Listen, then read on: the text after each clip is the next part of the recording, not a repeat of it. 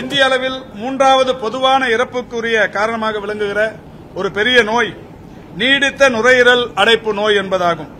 COPD என்று சொல்லக்கூடிய chronic obstructive pulmonary disease என்று சொல்லக்கூடிய இந்த நோய் பாதிப்பால் உயிரிழப்புகள் என்பது அதிகரித்து வருகிறது. கொரோனா பாதிப்புக்கு பிறகு இதய பாதிப்புகள், இந்த நுரையீரல் பாதிக்கும் இந்த நோய்கள் என்பது கூடுதலாக ஆகி வருகிறது.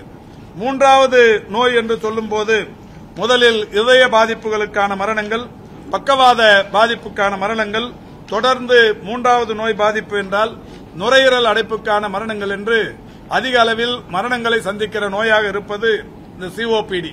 இந்த சிஓபிடி என்கின்ற இந்த அதிக மரணங்களை சம்பவித்துக் கொண்டிருக்கின்ற இந்த நோய்க்கு முற்றுப்புள்ளி வைக்கிற வகையில் மக்களிடையே போதுமான அளவுக்கு விழிப்புணர்வை ஏற்படுத்துவதும் நுரையீரல் அடைப்பு நோயை கண்டறிந்து நோய் தாக்கம் குறைய வழிவகை செய்கிற ஒரு திட்டம் இன்றைக்கு தொடங்கி வைக்கப்பட்டிருக்கிறது.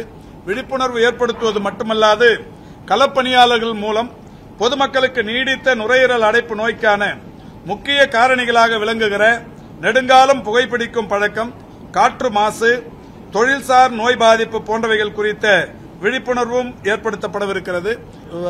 ஒரு ஆஸ்பத்திரிக்கு யாராவது நோய் பாதிப்புகளோடு வராங்க, இதய பாதிப்போ இல்ல சிறுநீரக பாதிப்போ, நீண்ட நாள் அந்த டயபெட்டிக் அடங்காத அந்த டயபெட்டிக் பாதிப்போடு வர்றாங்க. அது இறப்புக்குள்ளாகிற அந்த சூழல்ல டெஸ்ட் எடுக்கிறப்ப தனியார் மருத்துவமனைகள் என்ன பண்றாங்கன்னா ஒரு டெஸ்ட் பேக்கேஜ் 12-15 வகையான டெஸ்ட் எடுக்கிறாங்க. அதுல கொரோனாவும் ஒண்ணு. இந்த கொரோனாங்கிற அந்த டெஸ்ட் பாதிப்பை பார்த்துட்டு அவங்க கொரோனா இறப்புங்கிற மாதிரி அறிவிச்சிடறாங்க. அது இப்போது அனைவருக்குமே ஒரு அறிவுறுத்தல் வழங்கப்பட்டிருக்கிறது துறையில். சார், அதாவது கொரோனாவால் இறப்புங்கிறது வேற, இன்சிடென்டலா டெத்து. பட் வேற கொரோனா டெத்னா கொரோனாவுடைய தாக்கத்தினால இறந்தவங்க. ஸோ அதனால அதை we have to differentiate. அந்த லெவல் வரலங்க, இன்னும் அந்த லெவல் வரல. நம்ம ஏன்னா தேவையில்லாத பதட்டத்தை நம்ம ஏற்படுத்த வேணாம். இந்தியா முழுக்க இன்னும் அது மாதிரி எதுவும் வரல. அதாவது ஒரு வீரியமிக்க கொரோனா இருந்தப்ப நீங்க சொல்றது ஒத்துக்கிற ஒரு விஷயம். இந்த கொரோனாவே இப்போ பல்வேறு உருமாற்றங்களை பெற்று இப்போ ஒமிக்ரான், இந்த ஒமிக்ரான்லயே 100க்கும் மேற்பட்ட வகைகள், இப்ப alpha, beta, delta, delta plus, gamma, kappa, omicron, இந்த மாதிரி ஏராளமான உருமாற்றங்களுக்கு பிறகு இப்போ ஒமிக்ரான். அந்த ஒமிக்ரான்ல 100க்கும் மேற்பட்ட வைரஸ்.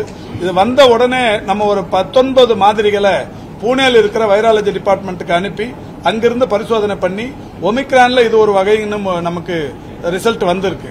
அதனால இது உயிர் பாதிப்பை தரக்கூடிய ஒன்று அல்ல என்பதால் இதை அதை சொல்ல வேண்டிய அவசியம் இல்லை.